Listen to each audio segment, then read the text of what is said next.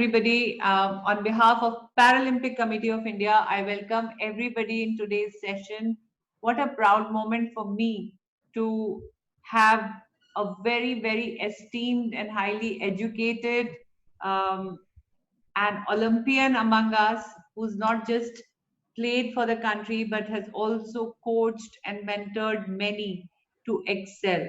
We are very, very proud that we are going to get inspiration. See, we have spoken about coaching, we have spoken about skills, we have spoken about diet, we have also spoken about mental health. But हम प्रेरणा भी तो बहुत बड़ी चीज है, inspiration बहुत बड़ी चीज है. जब तक हम एक दूसरे का एक्सपीरियंसेस नहीं सुनते हैं, एक दूसरे की कहानियां नहीं सुनते हैं, हम अपने लेजेंड से साक्षात नहीं मिलते हैं, तो हमारे अंदर मोटिवेशन कैसे आएगी? और ऐसी ही प्रेरणा स्रोत, ऐसी ही मोटिवेशन देने के लिए today we are going to listen to Olympian Sanjeeva Singh ji, who's an Arjuna and Dronacharya awardee in archery. How he has juggled his passion in corporate life to excel in whatever he does. Sanjeeva so brings the insight and inspiration of a champion. Through his own journey through life, he analyzes the attributes of world champions, which, if imbibed, can help an ordinary person excel and achieve. जब हम ये सोचते हैं कि ऐसा क्या वो लोग करते हैं जो वो विनर बन जाते हैं या वो ओलंपियंस बन जाते हैं या वो कुछ भी हाथ में लेते हैं उसमें वो एक्सेल कर जाते हैं. अब आप उनकी क्रेडिट सुनेंगे तो हैरान रह जाएंगे. He is a BE BIT Mesra mechanics and MBA XLRI systems and marketing, and he's a gold medal from there. Senior Vice President and Head Corporation Relations, 32 years with Tata Group, Tata Steel, TPDDL, TH, and TRIL. His national awards include Arjuna Award 1992, Khel Samman 1997, Birsa Munda Award 2007, Dronacharya Award 2008, Rashtriya Khel Protsaha Puraskar 2010, Jharkhand Ratna 2011, Shiv गौरव पुरस्कार 2020. और यही नहीं, उन्होंने अपने experiences पे कई किताबें लिखी हैं जिसमें से aiming for the gold, archery, percept and practice. So ये बुक मैं भी जरूर अब ढूंढूंगी और पढ़ूंगी. He is the first and the only Olympian who is a national champion and gold medalist in studies as well. NCERT scholar and National Sports Talent scholar. He has participated in Olympics at Seoul and Atlanta, and Asian Games Seoul and Beijing. As a player, his international medals tally is 38 and national medals won are 43. As a coach, his national team and has won international medals, 59 international medals. And as a coach of Jharkhand state team, national medals over 750, out of which 65 are international medals. What an incredible biodata, and feel so proud. And I'm already motivated कि मुझे लगता था शायद मैं भी Paralympian बन गई हूँ, या मुझे लगता है मुझे भी अब किताबें लिखनी चाहिए, मुझे भी थोड़ी बहुत पढ़ाई और करनी चाहिए. So I heartily welcome sir in capacity of the President of Paralympic Committee of India. It is an honor to invite you to speak to us, to motivate us. Welcome, sir. Thank you, Deepa ji. It's really it's an honor to be here, especially with the para athletes, because I have a very, very close relationship with them. We have you'll be happy to note that we have 4 para archers who have qualified for the Tokyo Olympics. Very nice. Tona, we have the 2 in the compound. Rakesh, he's there training under Kuldeep at the Shrine Board.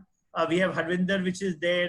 So there are 4 archers. We have 2 in recurve and 2 compound. One more if we get a wild card entry, and maybe I'll request you to kindly put in a word for the wild card entry.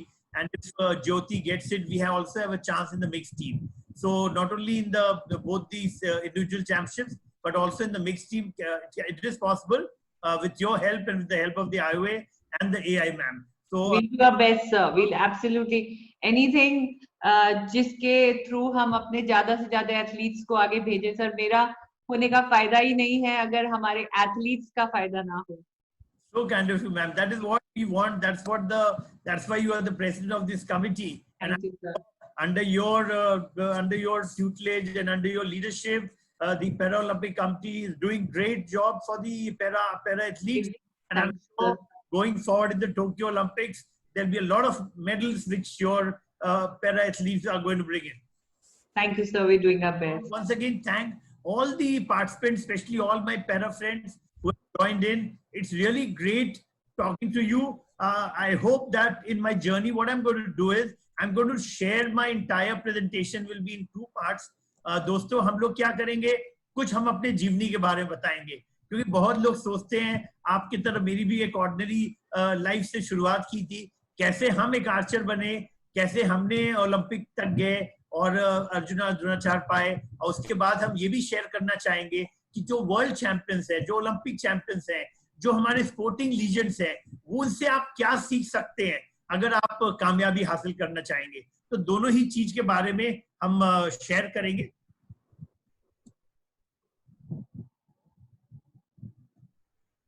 तो पहले हम start करेंगे friends अपने जीवनी के बारे में, और हम लोग क्या करेंगे, आपको थोड़ा सा बताएंगे कि हम जब छोटे थे, मेरे पेरेंट्स जो थे, मेरे फादर जो थे, वो स्पोर्ट्स के बहुत ही प्रेमी थे और वो पैट्रियट थे। तो उनका ये कहना था कि जब हम छोटे थे तो उन्होंने एक ही चीज हम लोग को बोला कि तुम लोग को ऑलराउंडर बनना है। तो उसके लिए उन्होंने क्या किया, हमें एक बोर्डिंग स्कूल में डाला, बॉयज स्कूल इलाहाबाद में हम बोर्डिंग स्कूल ज्वाइन किए।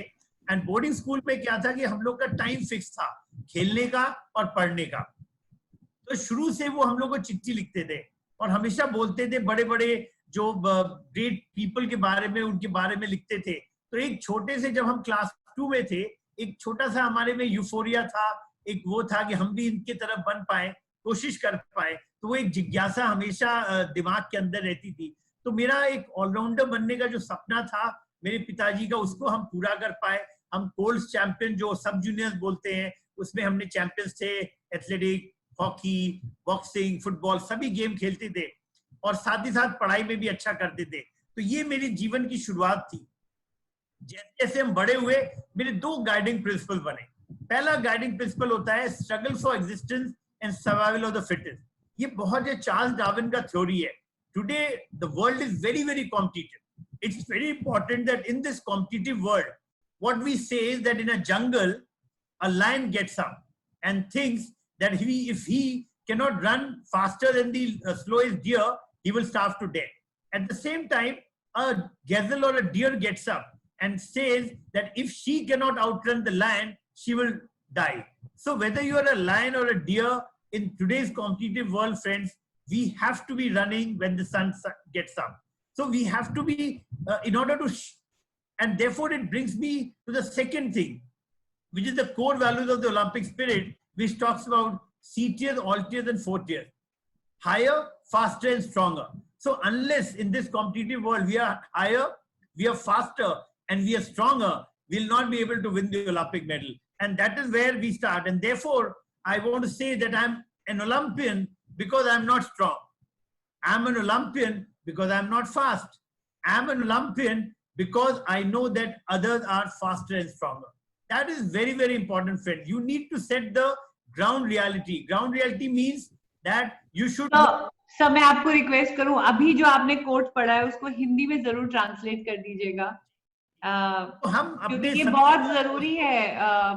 एथलीट्स अक्सर ये सोच रहे थे कि वो हमसे अच्छा है और मैं शायद नहीं। आप इसको जरूर एक्सप्लेन करिएगा प्लीज, हिंदी में जरूर। तो हम अपना सभी दोस्तों को बताना चाहते हैं, पैरा आर्चर्स को, कि जो ओलंपियन होता है वो 2 चीज बहुत सोचता है।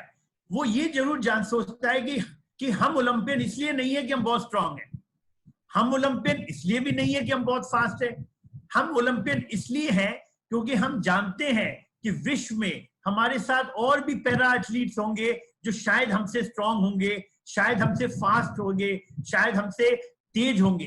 तो ये जानना बहुत जरूरी होता है हम सभी को कि देखिए, दुनिया में जब हम ओलंपिक की तैयारी करते हैं, ये अगर आप मानते हैं कि लोग हमसे आगे हैं, तब आप निरंतर कोशिश करते रहेंगे एक उस चीज मुकाम को हासिल करने के लिए। तो ये बहुत इंपॉर्टेंट है friends.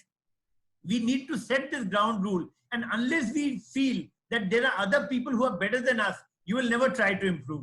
So that is the beginning of the journey to achieve success in life, that you have to admit that there are people across the world also training for the Tokyo Olympics, also training for the 24 Olympics, also training for the 28 Olympics at the age of 8 years or 10 years or 12 years or 14 years, knowing very well that across the world there are equal para athletes trying to win the gold medal. That brings to my first lesson, friends. The first lesson is dreams and aspiration. अगर आप किसी भी मुकाम को हासिल करना चाहेंगे, ये बहुत जरूरी होता है कि हम सपना देखें. अब्दुल कलाम आजाद बोलते थे, dream dream and dream, because dream will only help you to achieve what you want to achieve. And that is very true. मेरा जीवन का ड्रीम स्टार्ट हुआ था 1982 एशियन गेम्स में. फ्रेंड्स, हम उस समय ना एक स्कूल में, अपना सेंट जॉर्ज स्कूल वाराणसी में, I was a class 11 student. I was the house captain of my green house, and that time my principal selected me. They were looking for volunteers for the 82 Asian games. हमें as a volunteer select किया जाए क्योंकि हम अंग्रेजी बोलना आता था. They were looking at English speaking boys and girls who could go there and stay there for a 1 month, and can be there for the Asian game. So I was deputed to the archery ground. हमें archery के बारे में friends कुछ भी नहीं पता था. सिर्फ रामायण महाभारत का जानते थे. रामलीला बनारस में होता था तो तीर धनुष लकड़ी का चलाते थे. बस उतना ही हमारा जानकारी था तीरंदाजी के बारे में. तो उस दिन क्या हुआ, जब ओपनिंग सेरेमनी हुआ तो जब सब वॉलंटियर हम लोग बहुत जल्दी पहुंच गए और सबसे आगे के रो में बैठ गए.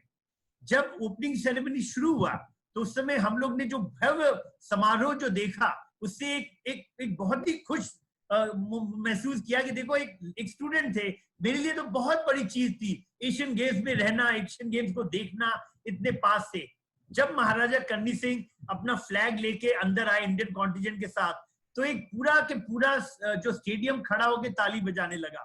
That was the thing. It was such a inspiring thing for a student, because I was a student. मेरे लिए बहुत बड़ी चीज थी. और जब वो मार्च करके जो हमारे सामने से निकले तो मेरे दिमाग में एक ख्याल आया, क्या एक दिन हम भी इस तिरंगा को लेके चल सकते. और वहीं पे मेरे जीवन में एक ड्रीम और एस्पिरेशन की शुरुआत हुई. अगले दिन जब हम आर्चरी के ग्राउंड में पहुंचे तो हम बिल्कुल डिफरेंट एटीट्यूड था. मेरा सीखने का एटीट्यूड था, मेरा एक्शन को विजन में बदलने का एटीट्यूड था. तो वहीं से मेरा एक्शन और विजन की जर्नी स्टार्ट हुई. सपने तो फ्रेंड्स बहुत लोग देखते हैं, हम देखते हैं, आप देखते हैं, सभी लोग देखते हैं, लेकिन सपने को साकार करना वही कर पाता है जो एक्शन में करता है. यानी जो सपना देखा उस पर कार्यान्वित होता है. तो हम अगले दिन से जितने भी कोरियन कोचेस थे, जापानीज कोचेस थे, आपके चाइनीज कोचेस थे, उनसे हम बात करना शुरू किए. उनके कोच, उनके आर्चर से बात करना शुरू किए. उनसे देखने लगे कि क्या वो करते हैं ऐसा कि वो वर्ल्ड मतलब एशिया में नंबर 1, 2, 3 है. तो नेक्स्ट 15 दिन हम उनको वॉच करते रहे, ऑब्जर्व करते रहे, सीखते रहे. जब हम 15 दिसंबर को फ्रेंड्स हम वापस गए, अपने वापस बनारस पहुंचे, तो मेरे एक अंकल आ रहे थे लंदन से. हमने उनको बोला कि अंकल हमें एक बो भेज दीजिए, हम आर्चरी करना चाहते हैं. और 15 दिसंबर को वो जब लौटे अपना यूके से, तो उन्होंने मेरे लिए एक यमहा बो, जो उस समय इंडिया में किसी के पास नहीं था, वो मेरे पास आया. हमने जो भी सीखा था अपने ये आर्चर्स को देखते हुए, मेरे पास कोई कोच नहीं था फ्रेंड. तो अगर आपके दिमाग में ये है कि जब तक कोच होगा तभी आप कोई प्लेयर बन सकते हैं, ये बिल्कुल गलत है. आप अगर सीखते हैं, अगर गेम को देखते हैं, हमने तो गेम को देखा, हमने नजदीक से देखा, हमने उसको समझने की कोशिश की. और जब हम लौटे तो हमने रियलाइज किया कि फिजिक्स, क्योंकि हम लोग सब 11th में साइंस स्टूडेंट्स थे, तो फिजिक्स में एक जो न्यूटन लॉ बोलता था, फोर्स एंड एक्शन का जो बोलता था कि अगर आप फोर्स को एक डायरेक्शन में लगाएंगे तो आपको उसी डायरेक्शन में मूवमेंट होता है. तो हमने एक ही चीज रियलाइज किया कि अगर हम आर्चरी करते हैं, अगर एक तरीके से हम करेंगे, एरो हमेशा एक जगह जाएगा. तो मेरे पीटीआई टीचर थे वेद प्रकाश पांडे जी, उनको हम लोग ने बोला कि सर आप हमें शूटिंग देखिए, आपको भी नहीं आता, हमें भी नहीं आता, लेकिन हम लोग इतना करते हैं कि आप हमें देखिए कि हम कैसे चला रहे हैं, जो हमने कोरियंस और जापानीज और चाइनीज को देखा है. और हम लगातार प्रैक्टिस करते रहे और वो देखते थे और बताते थे कि संजीव तुम्हारा वो हैंड ठीक नहीं है, या तुमने जल्दी रिलीज कर दिया, या तुम्हारा अभी पोस्चर गलत है. तो वो ये हमें हेल्प करते थे. और वो चीज जो वो हेल्प करते थे तो हम अपने को इम्प्रूव करते गए। 1983 में मेरा पहला जो नेशनल था वो था जबलपुर में जूनियर नेशनल चैंपियनशिप। वहां पे फ्रेंड्स पहली बार हमने इंडिया में नंबर 2 बने, हमने सिल्वर मेडल जीता। 1984 में मणिपुर के नेशनल चैंपियनशिप में मैं जूनियर नेशनल चैंपियन बना। उसी साल मेरा सिलेक्शन हो गया था बिलियर्ड्स इंस्टीट्यूट ऑफ टेक्नोलॉजी में, हम मैकेनिकल इंजीनियरिंग ज्वाइन किए। वहां पे फ्रेंड्स मेरे पास कोई था नहीं, लेकिन हम लगातार प्रैक्टिस करते थे और एवरी सैटरडे के शाम को ट्रेन पकड़ के कलकत्ता जाते थे। और कलकत्ता में, क्योंकि कलकत्ता उस समय आर्चरी का गढ़ माना जाता था, वहां के कोचेस, वहां के आर्चर्स के साथ हम जाके सीखने की कोशिश करते थे वो क्या करते हैं, कैसे बो को सेटिंग करते हैं, कैसे स्ट्रिंग बनाते हैं, क्या नया चीज करते हैं। तो इस तरीके ने हमने वहां पे कोचेस के जरिए सीखा और फाइनली 1985 में हम नेशनल गेम दिल्ली में जो हुए थे उसमें हम राष्ट्रीय चैंपियन बने। 86 के एशियन गेम्स में भाग लिया और पहली बार तिरंगा को लेके हमें चलने का मौका मिला। तो ऐसा नहीं सपना था 1982 का, लेकिन 1986 में जाके वो हम कार्यान्वित कर पाए जब हम इंडियन टीम कैप्टन बने। तो ये पॉसिबल है फ्रेंड्स, अगर आप ड्रीम करते हैं, अगर आप अपने एक्शंस पे कार्यान्वित होते हैं और अब आगे सच्चे मन से प्रैक्टिस करते हैं तो हर एक चीज संभव है। हमें कोई पता नहीं था तीरंदाजी का, लेकिन सीखा, एक मौका मिला, एक अपॉर्चुनिटी मिला। तो जो सक्सेस उन्हीं को आता है, जो अपॉर्चुनिटी जब मिलता है उस अपॉर्चुनिटी को आप ग्रैब करते हैं। अगर आप ग्रैब नहीं करेंगे तो कोई और ले जाएगा उसको। तो कोशिश कीजिए कि कोई अपॉर्चुनिटी अगर मिलता है आपको सीखने का, उसको मत छोड़िए। So therefore, I am an Olympian because I am not afraid to try. हम ओलंपियन इसलिए हैं क्योंकि हमें डर नहीं लगता सीखने से, हमें डर नहीं लगता कोशिश करने से। तो ये बहुत जरूरी है दोस्त कि अगर ओलंपियंस का ये बहुत बड़ी खासियत है कि वो कभी भी डरते नहीं है और कभी भी नए चीज करने से घबराते नहीं है, वो कोशिश करते रहते हैं। मे भी नहीं जीतेंगे इस बार, अगले बार जीतेंगे, अगले बार नहीं जीते उसके अगले बार जीतेंगे, हिम्मत नहीं हारते हैं और लगातार कोशिश करते हैं। तो तीसरा जो लेसन हम बताना आपको चाहेंगे कि अपना कंपटीशन क्रिएट कीजिए। आप लोग पैरा एथलीट्स हैं, आप अपने अपने जगह पे प्रैक्टिस करते हैं। जरूरी क्या है, जब हम बीआईटी मेसरा में ट्रेनिंग करते थे, कोई प्लेयर नहीं था साथ में, मेरे पास कोई कॉम्पिटिटर नहीं था, हम खुद अपने कॉम्पिटिटर बन गए। हमने अगर डेली हम प्लान करते थे आज हम 1 पॉइंट बढ़ाएंगे, आज हम टेक्निक को इम्प्रूव करेंगे। अगर मेरा 6 महीना बचा हुआ था नेशनल चैंपियनशिप में या कोई एशियन मीट में, तो हम 6 महीने में अगर हम 300 मार रहे होते थे, हम सोचते थे हम 320 मारना है, तो 6 महीने में 20 मार्क को डिवाइड करते थे। तो 6 पॉइंट हमें करना होता था हर मंथ में। 6 पॉइंट को हम फॉर वीक में डिवाइड करते थे, तो कितना आएगा, 1.5 या 2 पॉइंट। तो 2 पॉइंट को हासिल करना बहुत आसान होता है फ्रेंड्स। अगर हम सोचते कि हम सीधे 320 मारेंगे तो हम कभी भी नहीं करते और वरना निराश हो जाते। तो बहुत जरूरी फ्रेंड्स है कि आपको अपना गोल सेटिंग कीजिए, इंक्रीमेंटल कीजिए, छोटा छोटा गोल बनाइए जो आप अचीव कर पाए। और जब आप अचीव कर पाएंगे और अपने से लड़ने की कोशिश कीजिए। जब आप अपने से लड़ेंगे, कोई कॉम्पिटिटर नहीं रहेगा, लेकिन अपने से तो लड़ सकते हैं। और जब आप अपने से लड़ेंगे तो अच्छे अच्छे टूर्नामेंट में भी आप घबराएंगे नहीं और आप अपने कंफर्ट जोन से बाहर आके आप जीत पाएंगे। चौथा जो बहुत इंपॉर्टेंट लेसन जो हम बताना चाहेंगे आपको कि बीटिंग द जो कंपटीशन को बीट अगर करना है तो मेंटल टफनेस, मेंटल रेजिलियंस बहुत जरूरी है। हम आपको अपना बताना चाहेंगे कि 1993 में हमारे पास international federation cup archery tournament Calcutta में हो रहा था। मेरा मैच था साइमन फेयरवेदर का। साइमन फेयरवेदर क्या थे, वो वर्ल्ड चैंपियन थे, वो ओलंपिक के गोल्ड मेडलिस्ट थे सिडनी के।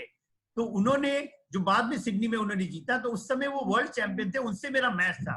तो मेरे पास दो पॉसिबिलिटी है, हम तो वर्ल्ड चैंपियन थे नहीं, तो पहला चीज मेरे दिमाग में आता, अरे यार वर्ल्ड चैंपियन से हम लड़ रहे हैं, हम तो हार जाएंगे। लेकिन हमने उस दिन क्या किया, जब मॉर्निंग में 2 बजे मैच था, मॉर्निंग 9 o'clock से 12 o'clock अपने होटल रूम में हम लगातार अपने को माइंड को ट्रेन किया।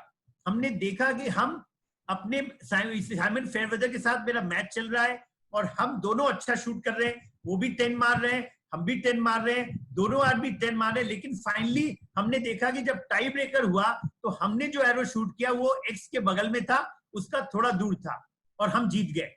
तो मेरे माइंड में हमने लगातार अपने का जीतने की कोशिश की। और क्या हुआ कि जब एक्चुअली 2 बजे मैच शुरू हुआ, हमें कोई भी डर नहीं था, कोई भी चिंता नहीं थी कि वर्ल्ड चैंपियन से हम फाइट करने जा रहे हैं।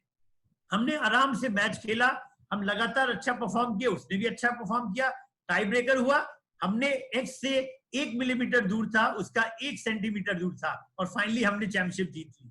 तो मेरा कहना फ्रेंड्स ये है, जस्ट बिकॉज आप वर्ल्ड चैंपियन से लड़ रहे हैं, जस्ट बिकॉज ओलंपिक चैंपियन से लड़ रहे हैं, घबराइए मत। बहुत सारे पैरा आर्चर्स घबरा जाते हैं, बहुत सारे पैरा एथलीट घबरा जाते हैं कि यार हम नेशनल चैंपियन से लड़ने जा रहे हैं, हम पहले ही बाउट में हार जाएंगे या पहले ही अपने मैच में हार जाएंगे। नहीं, आपको अपने से लड़ना है। अपना जो शूटिंग स्टाइल है, अपना जो आप टेक्निक है, उसको मत भूलिए। और अगर आपने टेक्निक पे ध्यान देंगे तो आप पाएंगे कि आप किसी से भी लड़ना नहीं है, आप सिर्फ अपने से लड़िए, अपने शॉट पे ध्यान दीजिए, अपने सीक्वेंस पे ध्यान दीजिए, कभी भी आपका मन विचलित नहीं होगा और आप टूर्नामेंट जीत पाएंगे। दूसरा चीज जो हम इसीलिए हमने बताना चाहेंगे फ्रेंड्स कि I am an Olympian because I am proud of what I can accomplish even if someone can accomplish more. तो हम ओलंपियन इसलिए हैं क्योंकि हमें अपने अंदर जज्बा है, अपने अंदर खुशी है कि हम कुछ कर सकते हैं, ये जानते हुए भी कि और हमसे बड़े यहाँ ओलंपियन हैं जो शायद हमसे और अच्छा परफॉर्म करते हो, शायद वो हमसे और अच्छा कर पाए। तो ये हमें पता है, लेकिन उसके बावजूद हम छोटे छोटे चीज को अकम्प्लिश करते हैं, छोटे छोटे चीज में खुशी ढूंढते हैं और छोटे छोटे उपलब्धियों में अपने को शाबाशी देते हैं। तो क्या होता है, मेरा मन जो है वो और स्ट्रांग होता है। मेंटली अगर आप स्ट्रांग होंगे, अगर आप कॉन्फिडेंट होंगे, आप हमेशा जो चीज करना चाहेंगे आप उस चीज को कर पाएंगे। तो इसीलिए बहुत जरूरी है आपको जानना कि यू आर ओलंपियन, हमेशा अपने को याद रखिए। फाइनली 1992 में हमें अपना अर्जुन पुरस्कार मिला, 18 अंतरराष्ट्रीय पदक जीता हमने, 44 राष्ट्रीय पदक जीते, लेकिन मेरा ध्यान किधर था? अपने परफॉर्मेंस पे, कभी रिजल्ट पे नहीं। रिजल्ट तो अपने आप आएगा, अगर परफॉर्म अच्छा करेंगे, मेहनत अच्छा करेंगे तो रिजल्ट तो अपने आप आने वाला है आपका। जो अगला लेसन जो फ्रेंड्स हम बताना चाहेंगे कि लर्निंग फ्रॉम फेलियर। बहुत बार हम टीम के साथ गए, बहुत बार हम हार गए, बहुत बार मे बी टाई ब्रेकर में हमें जीतना था, हम हार गए। तो बहुत बार ऐसा मौका आया कि जब मेरी टीम, मेरे वजह से मेरी टीम हारी, या हमने खुद गोल्ड मेडल मिस कर गए, कभी सिल्वर मेडल मिस कर गए। तो हारना तो एक अपने एक स्पोर्ट्स का, एक करियर का पार्ट है फ्रेंड, वो तो सभी लोग हारते हैं। लेकिन चैंपियन कौन होता है? जो हार के उठ पाए।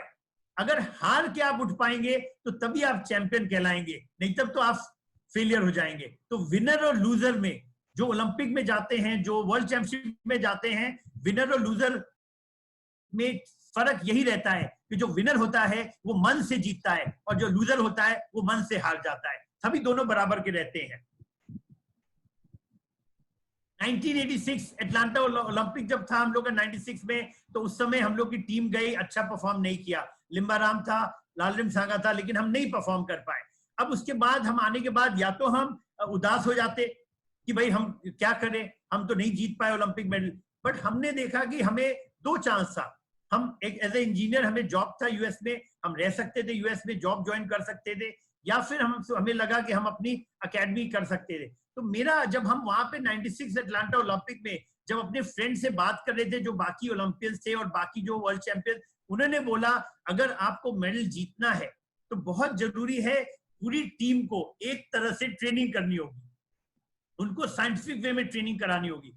तो हमने 96 में जब हम लौटे तो हमने अपने डॉक्टर जमशेद जी ईरानी, जो हमारे मैनेजिंग डायरेक्टर थे टाटा स्टील के, उनको हमने एक पत्र लिखा और उनको बोला कि सर आप, हमारा ये झारखंड का ये खेल है तीरंदाजी, उस समय झारखंड नहीं था, बिहार था, लेकिन हम लोग जिस इलाके में थे, जमशेदपुर, ईस्ट वेस्ट सिंहभूम जो बोले जाते थे, वेस्ट सिंहभूम, ये पूरा इलाका में हमारा जो ट्राइबल बच्चे थे वो तीरंदाजी उनका मेन खेल था।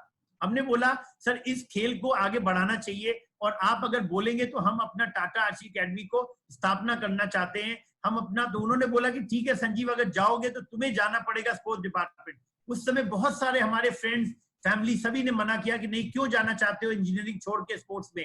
लेकिन मेरे मन में हमेशा एक था कि हम तो ओलंपिक मेडल नहीं जीत पाए, क्या हम ओलंपिक मेडल दिला पाएंगे बाकी बच्चों को सिखा के। तो फाइनली 96 में 4 अगस्त 1996 को हम लोग ने टाटा आरसी अकेडमी का स्थापना किया। उस समय हमारे डॉक्टर ईरानी थे, मिस्टर एएन सिंह थे, हमारे जितने डॉक्टर मुखर्जी थे, मिस्टर केसी मेहरा थे जो हमारे साथ जुड़े हुए थे, मिस्टर संजय सिंह थे, भरत बाखलू साहब थे, ये सभी लोग ने, संजीव पॉल जी थे, ये सब लोग ने मिलके सपोर्ट किया और हम लोग फाइनली अपना ये टाटा आर्चरी अकेडमी का स्थापना कर पाए। हमने उनको बोला था डॉक्टर रानी को कि सर 4 साल का समय दीजिए, हम 4 साल में आपको जरूर विश्व स्तर के प्लेयर पैदा कर पाएंगे।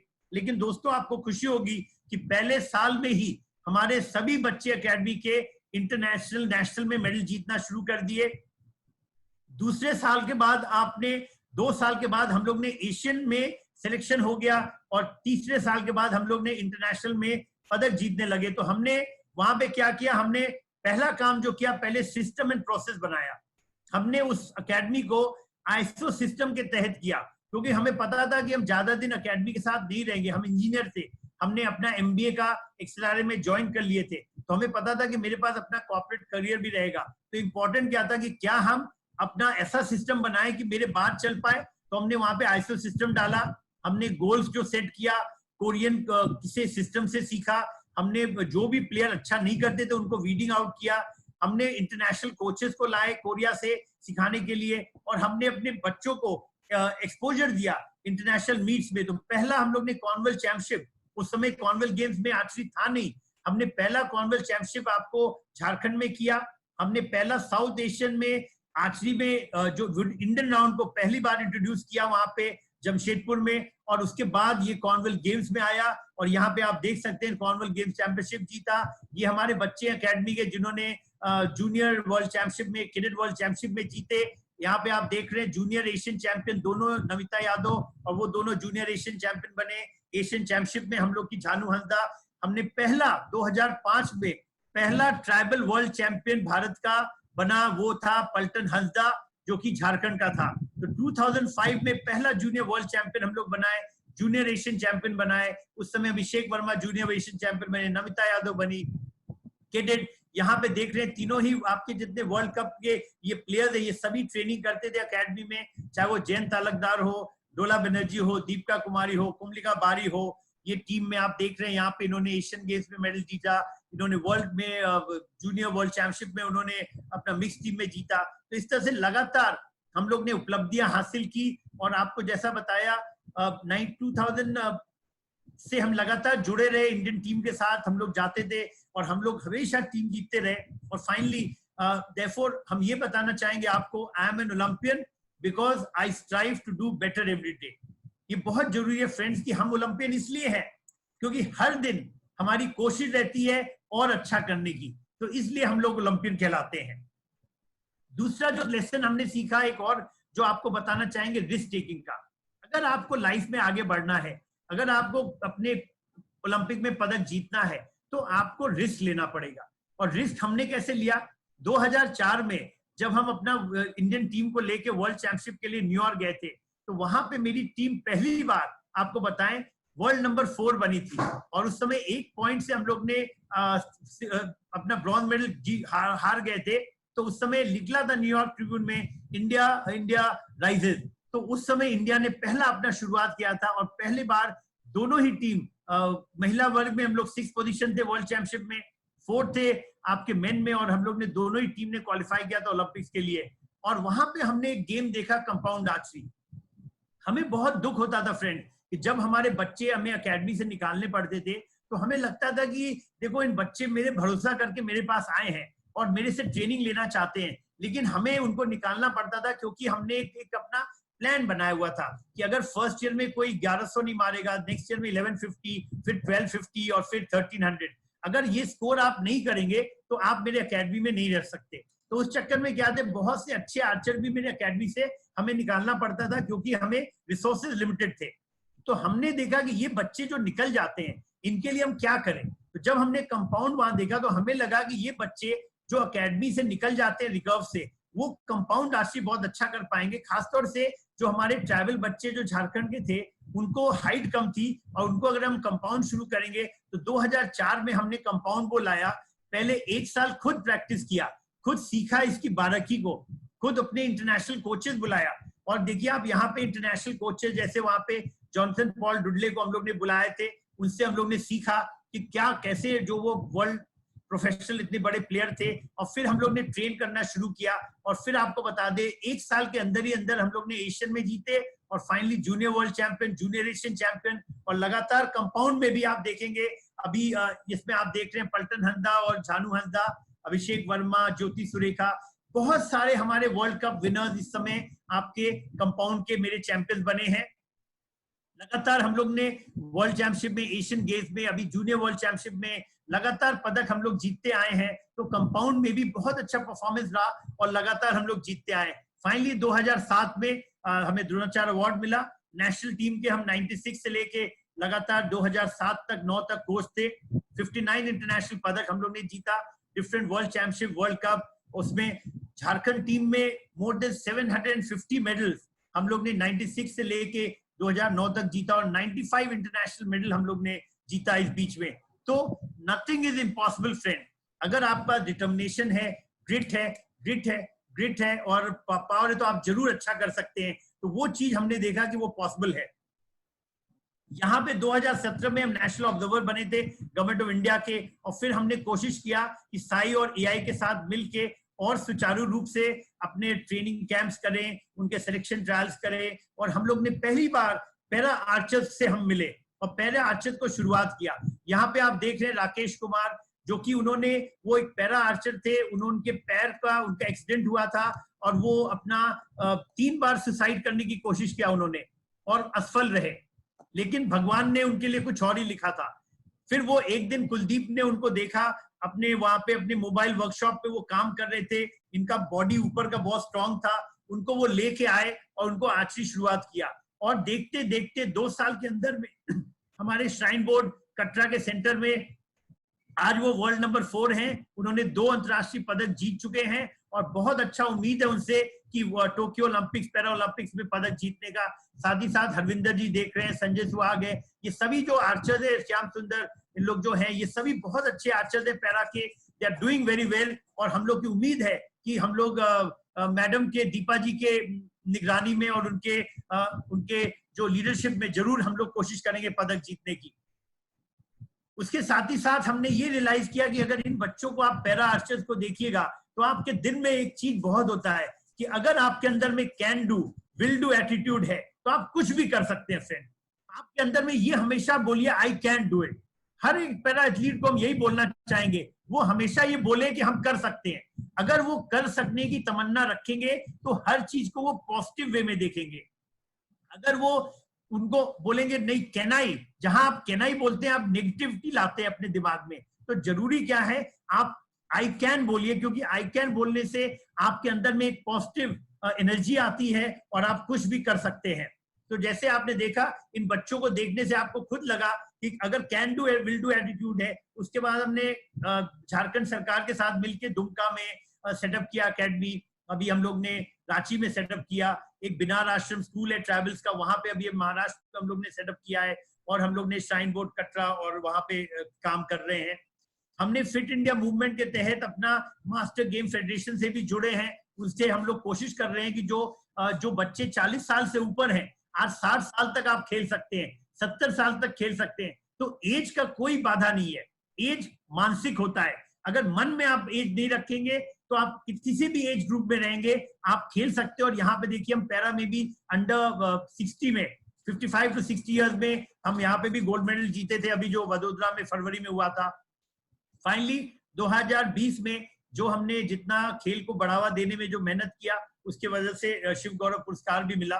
तो और खास तौर से अब आपको बताना चाहेंगे कि लॉकडाउन, जब ये लॉकडाउन चल रहा है, कोरोना से पूरा देश पीड़ित है, पूरा वर्ल्ड पीड़ित है, ऐसे समय में हमारे किरण रिजिजू साहब, हमारे अर्जुन मुंडा जी और हमारी पूरी अपनी एआई की committee, Pramod Chandrakar, Sachdeva ji, Husaini and Joris ji, और उधर से संदीप प्रधान साहब जो हमारे डायरेक्टर जनरल थे, शिव शर्मा जी जो हमारे रीजनल डायरेक्टर थे, मित्तल साहब और इन लोग ने, गुलियानी साहब, इन लोग ने मिलके ये जो सोचा कि हम लोग कैसे आज ये वीडियो के जरिए क्या हम अपने बच्चे जो हमारे एथलीट्स हैं उनके पास पहुंच के सिखाया जा सकता है। तो इन्होंने ये जो शुरुआत किया, ये ऐतिहासिक रहा। आज पूरे कहेंगे हमने पिछले 45 सालों में पहली बार देखा कि कोचिंग वीडियो के जरिए हम लोग ने एक टीम बनाई। और आपको बड़ी खुशी होगी, ये टीम में आप देख सकते हैं हमारे बहुत सारे लोग जुड़े हैं हमारे टीम में। आप मिस्टर हुसैनी हैं आपके चेन्नई से, गंगाधर साहब हैं साई के कोलकाता के, आप रिचपाल शर्मा हैं हमारे एमपीआरसी अकेडमी के, आपके लोकेश जी हैं हमारे यमुना स्पोर्ट्स कॉम्प्लेक्स के, आपके वहां से हैं आपके, और इधर से नीलेश जी हैं आरडी स्पोर्ट्स ब्यूट के, रुपेश हैं आपके साई के जो प्रोजेक्ट ऑफिसर है, पूर्णिमा टाटा आर्ची अकेडमी की, रंजीत हैं पुणे से जुड़े हैं, टिटमो शर्मा एएसआई से, कुलदीप हमारे श्राइन बोर्ड के हैं, और हमारे बहुत सारे एक्सपर्ट्स, हिमानी जी, गायत्री जी, डॉक्टर जी, सभी लोग, कमलाकर साहब, अपना प्रकाश, ये सभी डिफरेंट अकेडमी से लोग जुड़ के हम लोग ने 20 लोग ने मिलके हम लोग ने ये पूरा बनाया। हम लोग ने क्या किया कि मिलके एक पूरा 19 लेक्चर सीरीज बनाई, जो कि हम लोग डेली 1 घंटे 14 से स्टार्ट किया था, 16 अप्रैल से, और 4 मई तक लगातार 19 लेक्चर्स में इलीट आर्चरी के बारे में हर एक एस्पेक्ट पे, चाहे वो न्यूट्रिशन हो, साइकोलॉजी हो, माइंड कोचिंग हो, फिजियोलॉजी हो, आपके स्पोर्ट्स साइंस है, आपके बिगनर्स आर्चर्स हुए, मीडियम लेवल के आर्चर्स, इलीट आर्चर्स, स्काउटिंग कैसे करना चाहिए, बायोमैकेनिक्स क्या होता है, न्यूट्रिशन क्या होता है, आपको पीरियडाइजेशन क्या होता है, हर एक एस्पेक्ट पे हम लोग ने एक अपने वीडियोस बनाए। हम लोग ने आज ये वीडियोस हर एक कोच के पास है, हर एक के पास हम लोग ने पावर पॉइंट प्रेजेंटेशन बना के हम लोग मिलके 6-6 घंटे काम करते थे, और उसके जरिए हम लोग पहुंचे। तो आज फायदा क्या हुआ कि आज पूरा देश में आज हर एक कोच के पास वो जानकारी जो हम लोग ने 250 साल की हम बोलेंगे, जिसमें जो आप कोचेस देख रहे हैं ये जो सामने में, ये सब कोचेस को 15 से 20 साल का एक्सपीरियंस था। ये 10 कोचेस मिलके 250 साल का एक्सपीरियंस को हम लोग ने 1 घंटे में पिरोया, और 19 लेक्चर सीरीज करके एक ऐतिहासिक रिकॉर्ड कायम किया। और आज पूरे भारत में इस चीज को स्पोर्ट्स अथॉरिटी ऑफ इंडिया और भारतीय तीरंदाजी संघ दोनों मिलके सभी अपने डिस्ट्रिक्ट्स और जो अपने बच्चे जो जिले में जुड़े हुए हैं, रूरल गांव में जुड़े हुए हैं, उन सब के पास हम लोग ये पहुंचा पाए। तो इस बारे में हम आपको एक छोटा सा एक बताना चाहेंगे पतंजलि के बारे में। ये हमारे, आप लोग जानते होंगे पतंजलि का, उसमें एक बहुत अच्छा श्लोक है, और श्लोक ये है कि अगर किसी भी मनुष्य को, कोई भी स्त्री को, अगर कोई भी इतना इंटेंट अगर प्योर होगा और वो कुछ करने की, देश के लिए, समाज के लिए, या आप अपने पूरा अगर भारत के लिए या पूरा विश्व के लिए अगर कुछ करना चाहेंगे, तो आप पाएंगे कि आप पास ऐसी एनर्जी आती है, ऐसे आपके साथ लोग जुड़ते हैं कि वो जो असंभव चीज है वो भी संभव हो सकता है। हमने जब टाटा आर्ची अकेडमी की शुरुआत की, बहुत सारे प्रॉब्लम्स आए, उसमें बहुत सारे अच्छे लोग जुड़े, हमने उस चीज को संभव कर पाए। जब हमने कंपाउंड आर्ची का शुरुआत किया, अगेन बहुत सारे लोग, उसकी दिक्कतें आई, हम लोग ने करके आज देखिए वर्ल्ड कप मेडल जीत रहे हैं, आज पैरा आर्चर जीत रहे हैं। तो ये हमने देखा कि एक ऑर्डिनरी आदमी भी, एक अच्छे मध्यम वर्ग से जो लोग हैं वो भी कर सकते हैं, वो भी आगे बढ़ सकते हैं। तो ये सब पॉसिबल है, लेकिन इसके लिए हम ये बोलना चाहेंगे, इम्पॉसिबल जो है उसको रीइमेजिन कीजिए, कि इम्पॉसिबल भी बोलता है I am possible. That means हम हर आदमी, हर एक जो मेरे पैरा एथलीट जो आज सुन रहे हैं, वो सब के अंदर क्षमता है, सब कोशिश करेंगे, सब विश्व में पदक जीत सकते हैं। लेकिन जरूरत क्या है? डिसिप्लिन, डेडिकेशन एंड डिवोशन की, करेज, कन्विक्शन और कमिटमेंट की, और एक स्ट्रॉन्ग विल पावर। और इसके साथ अगर नेक इरादा आपका रहेगा, तो मेरा फ्रेंड्स आप सबसे दावा है कि आप जिस फील्ड में भी होंगे, उस फील्ड में आप असंभव को संभव बना सकते हैं। तो ये चीज हो सकता है। तो इसीलिए हम कहना चाहेंगे कि I am an Olympian because I know at heart we all are Olympians. आप सभी ओलंपियन है फ्रेंड्स, चाहे वो आपने ओलंपिक में खेले हो या नहीं खेले हो, आप सब ओलंपियंस है। लेकिन सिर्फ ओलंपिक में फर्क क्या है? आपके अंदर में वो जिज्ञासा, वो ड्रीम, वो एस्पिरेशन, वो चीज को जगाना है, वो तमन्ना जगानी है अपने अंदर कि हम भी कुछ कर सकते हैं। जब हमारे राकेश जी कर सकते हैं, जिन्होंने 3 बार सुसाइड करके आज वो विश्व नंबर 4 बन गए, आज एशिया में पदक जीत रहे हैं, आज टोक्यो ओलंपिक जा रहे हैं। तो अगर वो मनुष्य जो पूरा निराश हो चुका था, वो अगर बदल सकता है, तो आप और हम सब बदल सकते हैं, सब सीख सकते हैं। तो आइए चलिए अब देखते हैं कि जो हमारे ओलंपिक चैंपियंस है वो हमें क्या सिखाते हैं। तो अगर अभिनव बिंद्रा की बात करें, इससे हम 3 चीज सीखते हैं फ्रेंड। सबसे बड़ी चीज उन्होंने बताई है कि अपने पास पे कभी आप वो मत कीजिए। बहुत लोग सोचते हैं कि हमने तो चैंपियन बन गए, राष्ट्रीय चैंपियन बन गए, एशियन चैंपियन बन गए, तो हमने बहुत हासिल कर लिया। उनका कहना है वो पास्ट है। वो ओलंपिक चैंपियन जिस दिन बने, उनसे जब टीवी इंटरव्यू लिया गया, वो बोले तो हम तो जो ओलंपिक चैंपियन हुए वो तो पास्ट है, आगे क्या करना है वो इंपॉर्टेंट है। तो बहुत लोग अपने पास्ट के ग्लोरी पे जिंदा रहते हैं, वो मत होइए। चैंपियन बन तो गए एक बार, दोबारा बनना मुश्किल है, एक बार तो बन जाता है आदमी। तो इंपॉर्टेंट क्या है कि उस चीज को ध्यान रखिए। उन्होंने बोला था, और हम ट्राई करेंगे कि पता नहीं वीडियो अगर चलता है जरा आप देखें, अगर चलता है तो बताएं। For the last 11 years, I've been just training and training and training. I mean, there have been very, very few days that have taken off. Probably on my travel days or off days. I've trained 6 to 7 hours every day. तो video आया नहीं है ऊपर screen पे। Yes, I'm so used to training now. So हम एक आपको video दिखाना चाहेंगे, फिर हम वापस आएंगे। थोड़ा सा बोलते हैं ना कि क्षमा के लिए खेद है, तो आपसे थोड़ा सा हम नहीं सर, रुकावट के लिए क्षमा है। रुकावट के लिए खेद।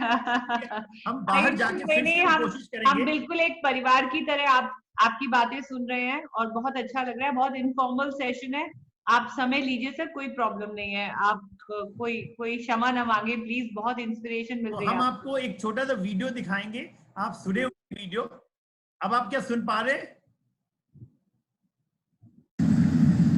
For the last 11 years, I've been just training and training and training. I mean, there have been very, very few days that have taken off. Probably on my travel days or off days. I've trained 6 to 7 hours every day, day in and day out. And yes, I'm so used to training now. So.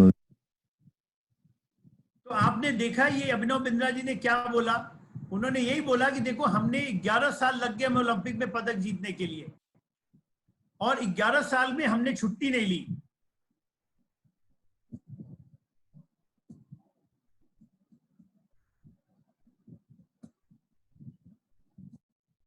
तो हमने 11 साल में, क्या आपको screen दिख रहा है?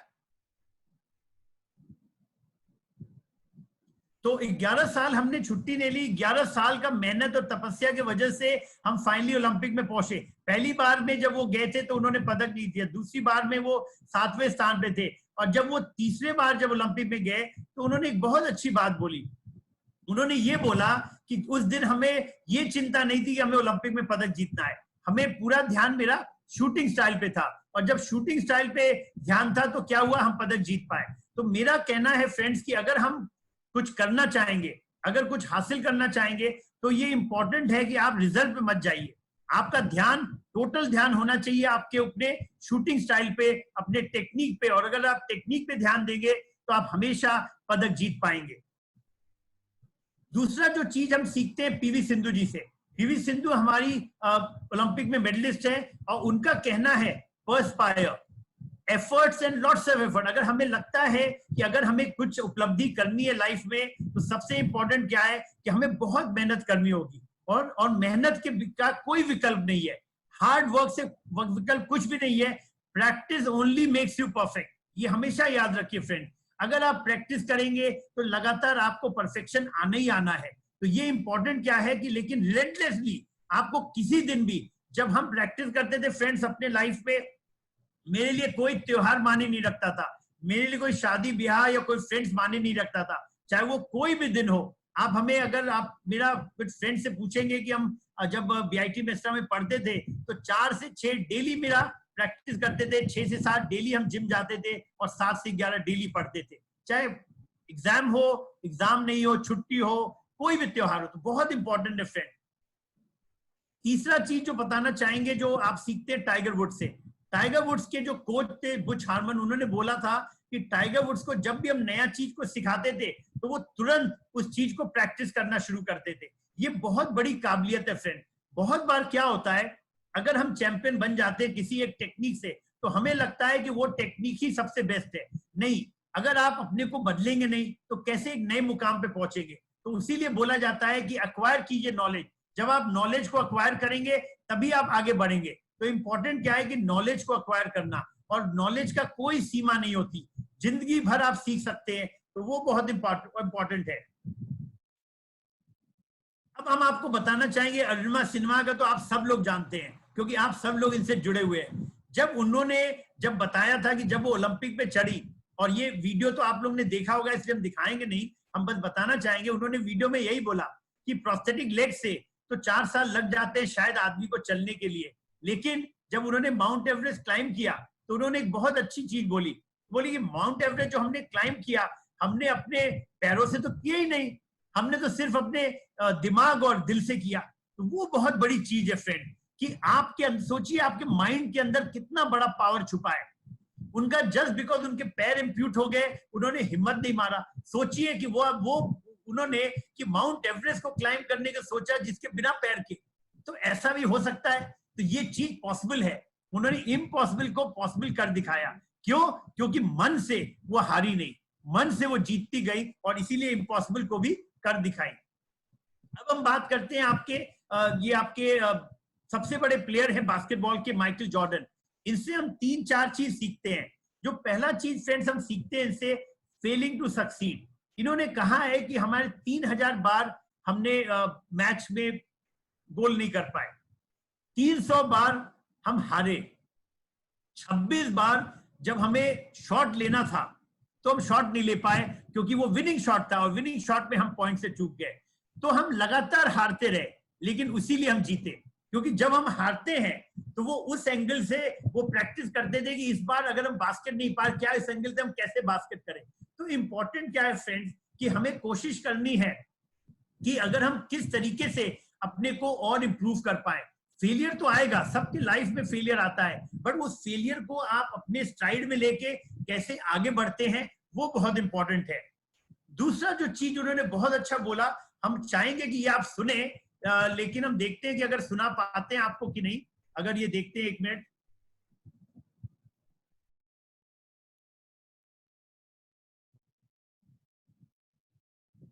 Hey, I challenge on improving those weaknesses. A lot of people may say, well, Michael, hey, I challenge myself. Sanjeeva sir, आपको शायद इस पीपीटी से एग्जिट करना पड़ेगा। वही हम कर रहे हैं, एग्जिट फिर से हम शेयर कर हाँ रहे जी, हैं। हाँ जी, अभी पहले फिर से प्ले हम करें, आपको- प्ले जी, करके होल्ड करें, फिर स्क्रीन शेयर करें। जी, जी, आप ध्यान से सुने ये क्या बोल रहे हैं Michael Jordan. To be the best basketball player every moment that I'm playing the game of basketball. And sometimes that means tricking yourself in your mind to say that you can't do this or your weaknesses are here, but yet you still try to work on improving those weaknesses. A lot of people may say, well, Michael Jordan never had weaknesses. Michael Jordan had weaknesses. He just had to dig deep inside himself to figure out what they were and challenge himself to improve those weaknesses. So mentally, I like to challenge myself to go out and play a perfect basketball game. तो आपने Michael Jordan को friends सुना और उन्होंने क्या बोला। मैं अपनी कमियों पे भी ध्यान देता रहा। बिल्कुल, वो सबसे बड़ी चीज जो उन्होंने बोला कि हर आदमी को अपने कमी पे जो है वो चैलेंज लेते थे फ्रेंड। उन्होंने सबसे बड़ी बात बोली कि देखिए, जब हम जानते हैं कि परफेक्ट मैच नहीं खेला जा सकता, लेकिन उनका क्या था कि परफेक्ट मैच नहीं खेला जा सकता, लेकिन उस चीज को वो चैलेंज करते थे अपने माइंड में कि नहीं, हम कोशिश करेंगे। और वो अपने कमियों के बारे में ध्यान रखते थे और उस पर काम करने की कोशिश किए। तो वो बहुत बड़ी चीज थी और इसीलिए माइकल जॉर्डन कहते थे। और दूसरी चीज वो बोलते थे कि हम कभी भी अपने को हमेशा हायर गोल सेट करते थे। जब हम हायर गोल सेट करते हैं तो क्या होता है कि आप कोशिश करते हैं, कंप्लीसेंट नहीं होते और आप आगे बढ़ते रह सकते हैं। ये हमारा जो नेक्स्ट प्लेयर की बात हम बताएंगे, ये है जोनाथन एडवर्ड्स। जोनाथन एडवर्ड्स एक बहुत ही शानदार प्लेयर थे फ्रेंड। ये ट्रिपल जंपर थे और इनका कहना था कि never stop trying and never stop believing. हम इनकी आपको वीडियो दिखाएंगे, क्योंकि जब तक आप इसका वीडियो नहीं देखेंगे आप समझ नहीं पाएंगे कि ये क्यों हम इनके बारे में बोलना चाह रहे हैं। तो हम बाहर जाके आपको फिर से एक दिखाना चाहेंगे कि वीडियो।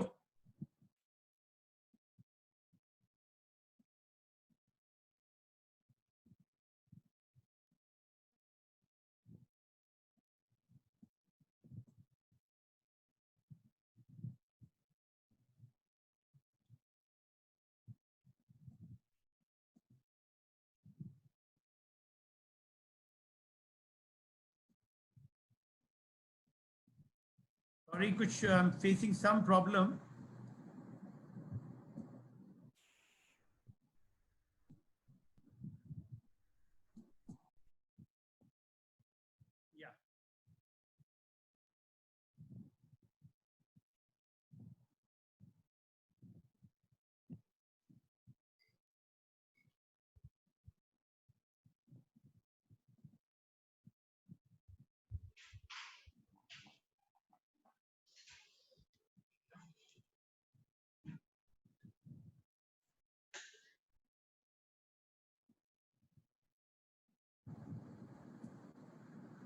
तो आपकी स्पीच सुनते हुए मुझे भी एक अपनी बचपन की बात याद आई। आपने कहा 1982 एशियन गेम्स में आप वॉलंटियर बने और वहां से आपके अंदर एक जज्बा जागा। आपको हैरानी होगी सर, 1982 एशियन गेम्स में ओपनिंग सेरेमनी में मैं एक 6ठी क्लास की स्टूडेंट अपने पिताजी के साथ देखने आई थी।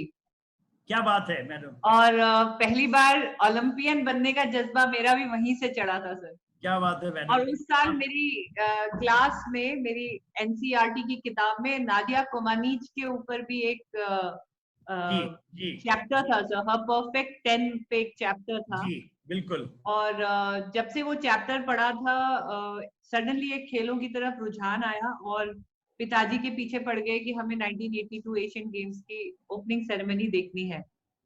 तो वो एक ही साल में वो चैप्टर पढ़ना और उसी साल 1982 के एशियन गेम्स देखने आना। और सर इंटरेस्टिंग बात ये है कि 2010 की जो ओपनिंग सेरेमनी थी वो मैं उसी जवाहरलाल नेहरू स्टेडियम में, इस बार मैं अपने तिरंगे के झंडे अभिनव बिंद्रा जी के बिल्कुल साथ मेरी तस्वीर है सर, वो बहुत मेरे साई के ऑफिस में भी लगी हुई है। तो इतने सालों बाद वो सपना पूरा हुआ। तो जरूर सपने देखने थे और इच्छा रखने से पूरे होते हैं, ऐसी बात बिल्कुल सही है। मैम। और इसीलिए हम ये जो आपको ये ओलंपियन की जो बताना चाह रहे हैं, ये ओलंपियन को आप देखिए कितना, मतलब ये ओलंपियन जॉनसन एडवर्ड 16 साल बाद जाके उसने ओलंपिक में मेडल जीता। इसके बाल सफेद होने लगे। लोग सोचते थे सफेद जब बाल होते हैं तो शायद एनर्जी कम होगी। आप इनकी फुर्ती 16 साल में इनकी फुर्ती क्या है देखिए इनकी।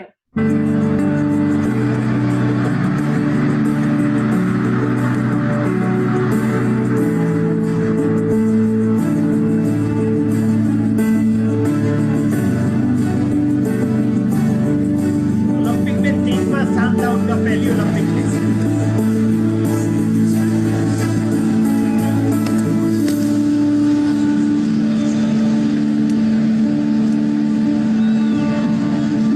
नेक्स्ट ओलंपिक में उनका 35वां स्थान हुआ। ओलंपिक जीत गए। अब देखिए उनका रफ्तार।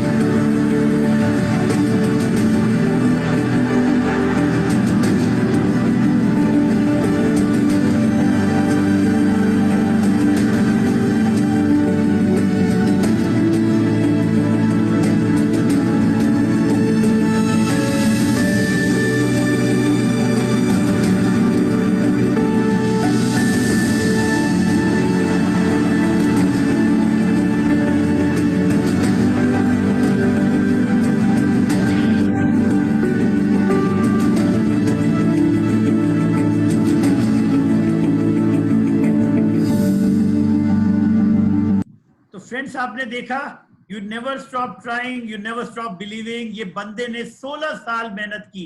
आप इमेजिन कीजिए इस बंदे को कि 16 इयर्स उसके बाल सफेद हो गए। फ्रेंड्स आपने देखा, उसने जवानी से वो अपना 16 साल मतलब एज बढ़ गया, लेकिन उसके बाद उसका जो स्ट्राइड देखिए, उसका जो जिस तरीके से चीते की तरह से उसने फाइनली गोल्ड जीता, ये दर्शाता है कि बहुत बार हमने अपने दिमाग में, हमें ये लगता है कि मतलब दिमाग में कि शायद हम बुढ़े हो रहे हैं, बट ये सोचिए कि अगर आपका माइंड जो है वो सबसे स्ट्रांग है और माइंड की वजह से ही फाइनली इन्होंने अपना गोल्ड मेडल जीता। अब आइए चलते हैं, हम आपको बात करते हैं आपके विश्वनाथन आनंद की। ये हमारे 5 टाइम वर्ल्ड चैंपियन रह चुके हैं और इनसे हम सीखते हैं कि कैसे प्रेशर में हम अच्छे से खेल सकते हैं। और ये 4 चीज बताते हैं। पहला चीज फ्रेंड्स कि एंजॉय योर कॉम्पिटिशन, हमेशा फोकस करो अच्छे खेल खेलने में। तो क्या होगा, आप कॉम्पिटिटर से भी इंजॉय करेंगे और अपना गेम को भी इंजॉय करेंगे। दूसरा चीज ये बताते हैं कि एवरी टूर्नामेंट इज इंपॉर्टेंट, चाहे वो एक डिस्ट्रिक्ट टूर्नामेंट हो, एक स्टेट टूर्नामेंट हो, एक नेशनल टूर्नामेंट हो, एक एशियन मीट हो, एक वर्ल्ड मीट हो, सभी इंपॉर्टेंट है। आपको दिख पा रहा है मेरा screen? Hello? Yes sir, screen is visible. या जो उन्होंने बताया कि जो टूर्नामेंट, बहुत बार हम लोग सोचते हैं कि अरे यार ये तो डिस्ट्रिक्ट टूर्नामेंट है, अब नहीं भी खेलेंगे चलेगा, हम मे बी अगर हम हार भी गए कोई फर्क नहीं, मेरा तो नेशनल इंपॉर्टेंट है। नहीं फ्रेंड्स, जो चैंपियन होता है वो हर एक चीज को जीतता है, वो कोई चीज छोड़ता नहीं है। तो हर एक अपॉर्चुनिटी को छोड़िए मत। हर टूर्नामेंट आपको अपने से लड़ने को सिखाता है। अगर आपने लड़ने को सीखेंगे तभी आप आगे बढ़ पाएंगे। मेंटल स्ट्रेंथ बहुत इंपॉर्टेंट है फ्रेंड। क्योंकि फाइनली जो विनर और लूजर में एक ही फर्क है, विनर मेंटल स्ट्रेंथ का। जो विनर होता है वो हमेशा मेंटली स्ट्रांग रहता है। और बहुत जरूरी है ब्रेक लेने का। बहुत बार हमें ब्रेक लेना इसलिए जरूरी है क्योंकि तभी आप अपना फ्रेम में ऑफ माइंड में आप कर सकते हैं।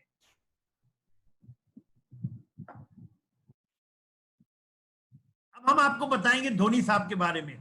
धोनी साहब हमारे कूल कैप्टन माने जाते थे, लेकिन सबसे बड़ी चीज जो उनसे हम सीखते हैं वो ये सीखते हैं कि बड़े पिक्चर को कैसे देखा जाए, looking at the big picture. कभी कभी हमें कुछ छोटे छोटे वॉर को हारने पड़ते हैं जीतने के लिए। जो वॉर को जीतने के लिए छोटे छोटे जो बैटल्स होते हैं ना, उन्हें हारना पड़ता है, तो ये जरूरी है। तो वो क्या करते थे, जब वो विकेट स्टैम्प के पीछे खड़े होते थे तो वो बोलते थे बॉलर को, लूज बॉल फेंको, ये आगे चल के मारेगा। तो वो बताते रहते थे क्योंकि वो जानते थे कि एक बार चौवा छक्का मारेगा, अगली बार ये आउट कर लेंगे। तो वो चीज आपको बहुत जरूरी है कि कभी कभी बड़े बड़े वॉर को जीतने के लिए छोटे बैटल लूज करने पड़ते हैं। जैसे आप सपोज एक टेक्निक बदले, अगर टेक्निक बदल के आप स्टेट चैंपियनशिप या नेशनल में जाएंगे, आप हार जाएंगे, कोई बात नहीं। लेकिन आपके लिए इंपॉर्टेंट क्या है, एशियन गेम्स। इंपॉर्टेंट क्या है, ओलंपिक गेम। अगर ओलंपिक और एशियन गेम्स इंपॉर्टेंट है, तो अगर हमें नेशनल में या किसी स्टेट में हारना भी पड़े, लेकिन मेरा टेक्निक को अगर हम प्रैक्टिस कर रहे हैं, उसको इम्प्रूव कर रहे हैं, तो ये नहीं होना चाहिए। बहुत बार हमने देखा है प्लेयर्स को कि वो टेक्निक जहां नेशनल आता है बदलते नहीं है और पुराने टेक्निक पे चले जाते हैं, इसलिए उनका परफॉर्मेंस भी पुराना रह जाता है। दूसरा चीज जो हम एंड्रे अगासी से सीखते हैं, इनसे जो सबसे बड़ी चीज हम सीखते हैं, दो चीजें बताते हैं अपने बारे में इनका। एक ये बताते हैं कि आपको हर एक प्लेयर को प्रॉब्लम सॉल्व करने की कोशिश करनी चाहिए। प्रॉब्लम कैसे सॉल्व करेंगे, क्योंकि जब तक आप सिचुएशन को समझेंगे नहीं, जब आप खेलने जा रहे हैं उस सिचुएशन को नहीं समझेंगे तो कैसे आप प्रॉब्लम सॉल्व करेंगे। तो वो बहुत इंपॉर्टेंट होता है कि आप कैसे प्रॉब्लम को सॉल्व करते हैं। और दूसरा ये बताते हैं कि अगर कॉम्पिटिटर को स्टडी कीजिए, इनके गेम में इनका हमेशा बोरिस बेकर से जब होता था तो पहला 3 मैच ये हार गए। तो इन्होंने क्या किया, बोरिस बेकर का वीडियोस देखते थे, तो उसमें पाया कि जब वो सर्व करता है तो जिधर उसका जीभ होता है वो उधर ही सर्व करता है। तो उसके बाद वो उनको पकड़ लिए। तो अब वो जानते थे कि जिधर जीभ को देखते रहते थे, जिधर गया उधर वो पहुंच के उसकी रैली कर लेते थे, और उसके बाद अगला 9 गेम वो जीत गए। और ये इसलिए जीत पाए क्योंकि उन्होंने कंपटीशन को स्टडी किया। माइक टाइसन, इनके बारे में आपको लगता है कि ये जो बाउट खेलते हैं बहुत आसान है, लेकिन उसके लिए सबसे बड़ा जरूरत है प्लानिंग करना। जो आदमी प्लान नहीं करेगा, फेल करेगा प्लान करने को, वो जरूर फेल करेगा। तो ये हमेशा इंडियन 3 चीजें बहुत अच्छा बोलते हैं, और इनका हम आपको एक दिखाएंगे, क्योंकि कॉन्फिडेंस अगर किसी से सीखना है तो इनसे सीखनी चाहिए। ये जो कॉन्फिडेंस जो इनकी बात है, ये बहुत ही इतने कॉन्फिडेंट वे में ये करते हैं कोई चीज को, और इसलिए हम आपको छोटा सा वीडियो उनका दिखाएंगे कॉन्फिडेंस का। More confidence I get.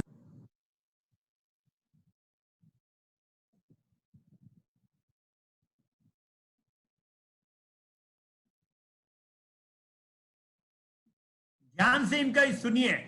The closer, more confidence I get. The closer, more confidence I get. All during my training, I've been afraid of this man. I thought this man might be capable of beating me. I've dreamed of him beating me, but I always stayed afraid of him. But as closer I get to the ring, I'm more confident. Once I'm in the ring, I'm a god. No one could beat me.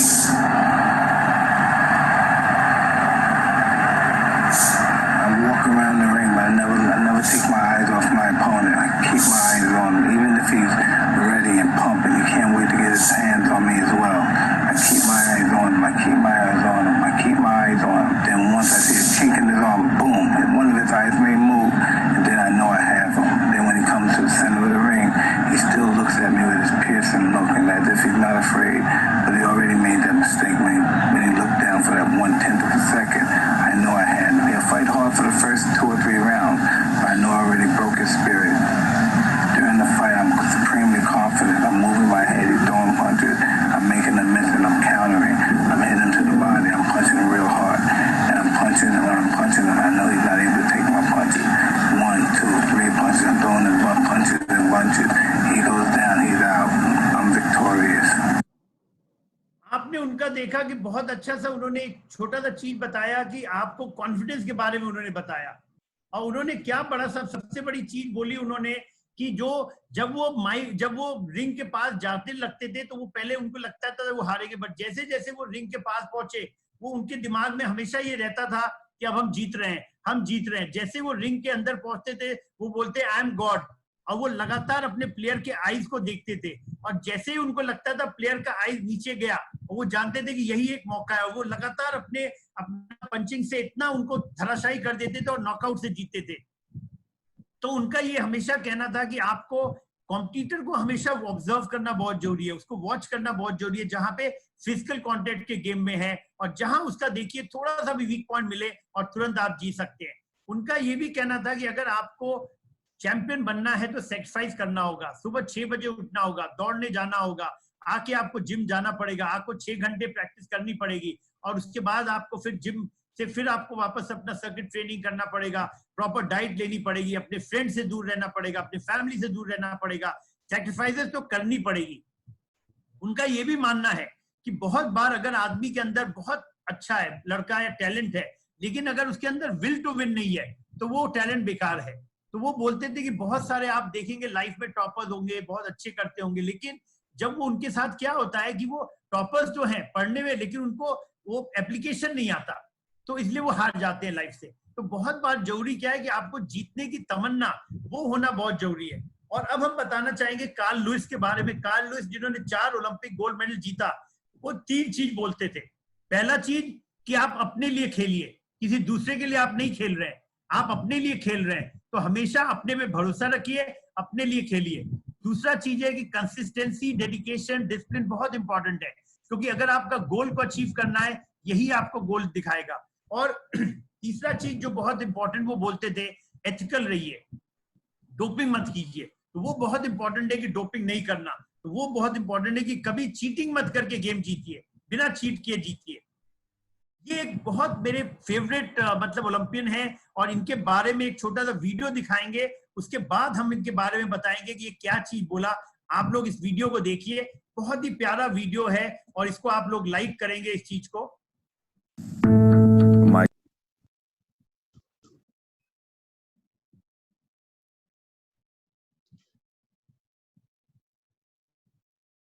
So आज हम video बहुत छोटा video है, kindly ध्यान से देखिए। Coach tried to get me to not say the word can't, so I could broaden my mind and believe that I could do whatever I wanted to, and I think that was a big key of us being so successful.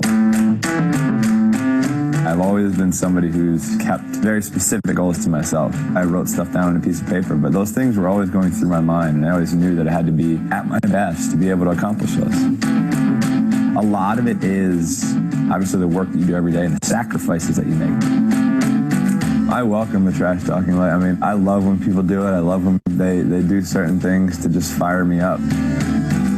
I'm staying in my lane. I'm doing what I have to. बहुत ही छोटा चीज, लेकिन बहुत powerful चीजें उन्होंने बताया है, जो हम आपको बताना चाहेंगे उसके बारे में। उन्होंने 2-3 चीज जो बोला बहुत इंपॉर्टेंट है, और इसको आप काइंडली ध्यान से देखें। पहला चीज जो उन्होंने बोला, आई कैन। देखिए, सबसे बड़ी चीज है आपके लाइफ में, और स्पेशली पैरा एथलीट्स के लिए, कि उनके अंदर आई कैन एटीट्यूड आना। वो बोले कि वो सबसे बड़ा उनका मूल मंत्र था सक्सेस पाने का, आई कैन। दूसरा चीज उन्होंने बोला, सेटिंग गोल। बोले जब हम गोल सेट करते थे वो पेपर पे नहीं लिखे होते थे, हमेशा हमें निरंतर जगाए रखते थे। तीसरा चीज उन्होंने बोला कि बहुत लोग आपको क्रिटिसाइज करेंगे, बिल्कुल घबराइए मत, क्रिटिसिज्म को अपने लीजिए। तो हमने देखिए मेरे लाइफ में देखिए, जब हमने अपना अकेडमी शुरू किया बहुत लोग क्रिटिसाइज किए, ये फेलियर हो जाएगा, पैसा बर्बाद कर रहा है टाटा का। जब हमने लेकिन सक्सेस किया, जब हमने कंपाउंड स्टार्ट किया, फिर लोगों ने बोला कि ये नया गेम ला रहा है, ये अपना नाम दिखाना चाह रहा है, लेकिन कुछ नहीं होगा। Finally world cup, world champions बन गए। तो ये पॉसिबल है फ्रेंड। अभी भी कभी भी आप कॉर्पोरेट जगत में या कहीं पे भी होंगे, कोई काम करेंगे, अगर आपके हमेशा पाएंगे आपके पास कुछ लोग ऐसे मिलेंगे जो क्रिटिसाइज करेंगे, लेकिन अगर उनके क्रिटिसिज्म को आप हेल्दी होके लेंगे अपने लाइफ में, उसको चैलेंज लेंगे, तो आप अच्छा करेंगे। वही ये माइकल फेल्प्स करते थे। एक सबसे बड़ी शख्सियत है सेरेना विलियम्स, जिनको बहुत सारे हर्डल्स का सामना करना पड़ा है, लेकिन वो हमेशा जीती हैं। और वो क्या बताती हैं? पहला चीज वो बोलती है कि अपॉर्चुनिटीज को कभी खोना नहीं चाहिए। अगर कोई अपॉर्चुनिटी मिलता है खेलने के लिए या सीखने के लिए या पढ़ने के लिए, मत छोड़िए, क्योंकि जब आप उसको पाएंगे तो और मिलेगा। सेटबैक हर चैंपियन के लाइफ में सेटबैक आता है, लेकिन सेटबैक का मतलब नहीं होता है वो घबरा जाए। सेटबैक का मतलब होता है वो फिर से रिकवर करे और राइज करे। तीसरा चीज वो बोलते हैं कि फियर हम हर आदमी को घबराता है, हर आदमी को डर होती है, लेकिन क्या आपको जीतने की जो तमन्ना है आपके डर से ज्यादा है, वो बहुत इंपॉर्टेंट है। और चौथा जो सबसे इंपॉर्टेंट चीज है सेल्फ बिलीफ। अगर आपके अंदर में बिलीफ नहीं है तो कैसे आप जीतेंगे? गब्बर सिंह क्या बोलता था, जो डर गया वो मर गया। वो बहुत फेमस डायलॉग है शोले पिक्चर का, लेकिन वो बहुत इंपॉर्टेंट डायलॉग है कि जो आदमी अपने अंदर हिम्मत नहीं रखेगा वो कैसे जीत पाएगा। मैडम ने बात किया था ये नाडिया का। नाडिया, अगर एक्सीलेंस की हम बात करते हैं, ये बहुत बड़ा वर्चू हम सीखते हैं। तो नाडिया जब 13 साल में जब उन्होंने गई 1970 के ओलंपिक में और परफेक्ट 10 किया, तो उन्होंने कहा अपने उसमें इंटरव्यू में कि देखिए हम भी घबराए थे, लेकिन हमें ये याद था कि हमने बहुत साल मेहनत किया है और बहुत परफेक्शन के लिए हम ये सब डिफरेंट एप्टीट्यूड्स पे काम किए, और वो अपने वो ध्यान को, जो फोकस को, वो फोकस नहीं लूज किया और उसी फोकस के साथ उन्होंने परफॉर्म किया और पहली बार इतिहास है रचा उन्होंने जब 10 आउट ऑफ 10 उन्होंने स्कोर किया। तो वो क्यों पॉसिबल था? क्योंकि एक तो वो डरी नहीं, दूसरा फोकस था, और तीसरा प्रैक्टिस और परफेक्शन था, क्योंकि वो लगातार उन्होंने मेहनत किया था, इसलिए उनको अपने पर भरोसा था कि वो फिर से अच्छा कर सकती है। कोई भी आदमी जब सक्सेस पाता है फ्रेंड, तो बहुत इंपॉर्टेंट है हम्बल होना और रिस्पेक्ट करना। बहुत से हमने प्लेयर्स को देखा है कि जब वो उनको चैंपियन बन जाते हैं, राष्ट्रीय में चैंपियन बन जाते हैं, एशियन में चैंपियन बन जाते हैं, वर्ल्ड में बन जाते हैं, पैरा ओलंपिक में बन जाएंगे या बाकी गेम में बन जाएंगे, तो वो शायद जो उनके अपने साथियों को भूल जाते हैं, वो अपने कोच का आदर करना भूल जाते हैं, अपने परिवार वालों का आदर करना भूल जाते हैं। तो ये बहुत जरूरी है फ्रेंड्स कि जब भी हम आगे बढ़े, अपने जो कोच, अपने जो प्लेयर, अपने जो साथी जिन्होंने मदद किया है आपको उस जर्नी में, उनको कभी मत भूलिए, क्योंकि जो आदमी जैसे जैसे बड़ा होता है वैसे वैसे और हम्बल होता है। और जब आप हम्बल होंगे, हम्बल का मतलब ये नहीं कि गुमान नहीं होना चाहिए कि आपने क्या किया। आपको पता है आप शक्तिशाली हैं, लेकिन वो शक्ति को दिखाना नहीं है, वो शक्ति को आपको मैदान में दिखाइए, लेकिन अपने परिवार वाले, अपने साथियों के बीच में नहीं होना चाहिए। और कुबोन चेन जो जिन्होंने ओलंपिक में गोल्ड मेडल जीता 2016 में, उनका अगर आप वीडियो देखेंगे तो जब चैंपियनशिप खत्म हुआ, उन्होंने अपना कोच को पहले उससे गले मिला, उसको आशीर्वाद लिया, उसके बाद उन्होंने पूरे फैंस के सामने झुक के अपने स्पेक्टेटर्स को उनका ब्लेसिंग लिया, फिर उन्होंने जमीन छू के उसको ब्लेसिंग लिया। तो वो दिखाता है, वो हम वीडियो दिखाना चाहते थे कि वो बहुत जरूरी है कि ह्यूमिलिटी का। लास्टली हम ये भी बताना चाहेंगे कि अगर आपके लाइफ में कोई पर्पस नहीं है तो आप कुछ भी नहीं कर सकते हो। इसलिए हम इनका आपको, जो हमारी हिमा दास है, इनका आपको जरूर दिखाना चाहेंगे। जो इन्होंने दौड़ा है वो एक इतना लाजवाब उन्होंने जो दौड़ा है, उस चीज को हमने दिखाना चाहेंगे कि आप लोग देखिए और उससे प्रेरित होइए कि जब हिमा दास कर सकती हैं तो आप क्यों नहीं कर सकते। तो ये बहुत ही उनका गजब का उनका जो रेस था, और वो आपको देखने से Is history on the way for Hima Das of India, the fastest qualifier, aiming. There they are, a loaded lineup. Has Das's moment come? Has India's moment come in global, all set to be decided here?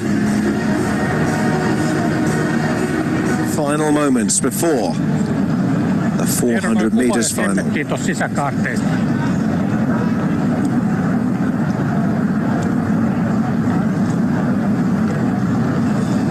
The youngest of some pretty experienced photographers down there who usually know where to be for these finals. So this is just something to raise the tension a little bit more before a major final. Sort of like torturing them a little bit. On your mark. Here we go then. Women's 400 meters final. The lineup again for you. Stacey Ann Williams is in 1. Vandy in 2. Miklos in 3. We're looking best from Canada in 8. Set. Off they go. We'll keep a very close eye on Hima Das in lane 4. Connolly has gone out well though outside her, and so has Manson as they hit the back straight in the 400 meters final. Ella Connolly, the Australian athlete, and Manson, the American athlete, have gone out hard. Hima Das has gone for a more conservative approach. You see Miklos as well has gone out well. Well, Manson went fast straight out of the gate. The Australian's gone with her as well. And Das at the moment has got a lot to do as they come down towards the home straight. The American champion, Taylor Manson, running the race of her life at the moment. But here comes Hima Das. The Indian is surging. She can see the line. She can see history. India's never won any medal in a track event, but Das has done it here. Brilliant. 51.47, history made in Tampere. Hima Das has done it. What a performance. She reeled them in one by one to take a global title, and Miklos gets the bronze, but the Indian flag will fly proudly and historically here in Finland. India celebrates a landmark. आपने देखा friends, the super power जो हमारी हिमा दास ने कितना अच्छा perform किया, और आप देख रहे हैं कि उन्होंने किया, तो वो इसलिए पॉसिबल हो पाया फ्रेंड्स कि उन्होंने एक पर्पस था उनके लाइफ में, एक पर्पस था कि हमें कुछ हासिल करना है, और वो पर्पस हम सबके जीवन में जब तक नहीं रहेगा हम कभी भी उस चीज को हासिल नहीं कर पाएंगे। फाइनली अगर हम बात करते हैं तो अगर वो खेल जगत इस बात से बिल्कुल, अगर हम रोनाल्डो की नहीं बात करें, रोनाल्डो टीम वर्क बहुत इंपॉर्टेंट है फ्रेंड्स। अगर हमें टीम में खेलना है तो इंस्पायर अगर टीम वर्क कोई करता है तो वो है रोनाल्डो। रोनाल्डो को फाइनल पास मिलता है लेकिन कन्वर्ट वही करते हैं गोल में। लेकिन सबसे बड़ी खासियत रोनाल्डो की इस बात के लिए हम बोलना चाहेंगे क्योंकि वो एकमात्र खिलाड़ी है जिन्होंने बहुत सारे अपने जो गोल्डन शूज थे, जो अवार्ड्स थे, उन्होंने डोनेट किया पूरे विश्व के किसी एक पर्पस के लिए, किसी एक कार्य के लिए। तो आज फ्रेंड्स जब समय आ गया है, जब हम देख रहे हैं कि पूरा मेरा देश आज कोरोना से पीड़ित है, और ऐसे समय में हमें सीख लेनी चाहिए हमारे अपने इन लोगों से, जो हमारे जैसे रोनाल्डो जैसे प्लेयर्स हैं, जो आज विश्व को, हम लोग भी अगर कुछ अपने भारत के अपने जो जितने हमारे लोग हैं उनको जिनको अगर कुछ मदद कर सकते हैं, अगर हम ये कर पाएंगे एज अ स्पोर्ट्समैन, तो ये एक समय को यूटिलाइज कीजिए लोगों को सिखाने में, लोगों को के लिए कुछ करने में। अगर ये कर पाएंगे ये बहुत बड़ी चीज होगी सभी के लिए। इन्हीं शब्दों के साथ मैं, क्योंकि मैं टाटा में रहता हूँ तो ऑब्वियसली मेरे लिए हम टाटा को हमेशा ये फील करते हैं कि Tata is one of the great legends. तो हम जरूर फिनिश करना चाहेंगे अपना, जब हम बात करेंगे तो अपने टाटा लीजेंड्स के साथ। और आपको जैसे पता होगा कि यहाँ पे भी अभी जो कोरोना में 1500 करोड़ हम लोग ने दिए अपना कोरोना से फाइट करने के लिए, टाटा ग्रुप ने दिए। और अगर आपको ये भी बता दें कि जो पहला ओलंपिक जो गया था, टीम गई थी, वो सर दोराबजी टाटा हमारे इंडियन ओलंपिक एसोसिएशन के पहले प्रेसिडेंट थे। और पहला जो हॉकी में पदक आया था 1928 में, वो भी उन्हीं के आया था। उन्होंने ओलंपिक ये एसोसिएशन की स्थापना की थी। और आज हमें गर्व है कि हम उस टाटा के लिए काम करते हैं जिसने बहुत सारे खिलाड़ी इस पूरे देश को दिए हैं। और उन्होंने हमेशा कॉर्पोरेट सोशल रिस्पांसिबिलिटी की बात की, जो आज पूरा विश्व बात करता है। उन्होंने 1904 में बात किया था, जब उन्होंने एक चिट्ठी लिखा था, जो हमारे जमशेद जी नुसलमान जी टाटा जो हमारे फाउंडर थे, उन्होंने दोराबजी टाटा अपने बेटे को लिखा था कि जब भी तुम टाटा, याद रखना कि वहां पे फुटबॉल हॉकी के लिए बहुत सारे मैदान होने चाहिए। तो वो उनकी स्पिरिट थी, वो उनके विजन थे, जो आज पूरा विश्व उस चीज को फॉलो कर रहा है। आज पूरा विश्व आज हेल्प कर रहा है। और CSR के बदौलत आज ऐसे समय में, कोरोना के समय में, हम सबको मिलजुल के आना चाहिए, आगे बढ़ना चाहिए कि देश की सेवा कर पाए।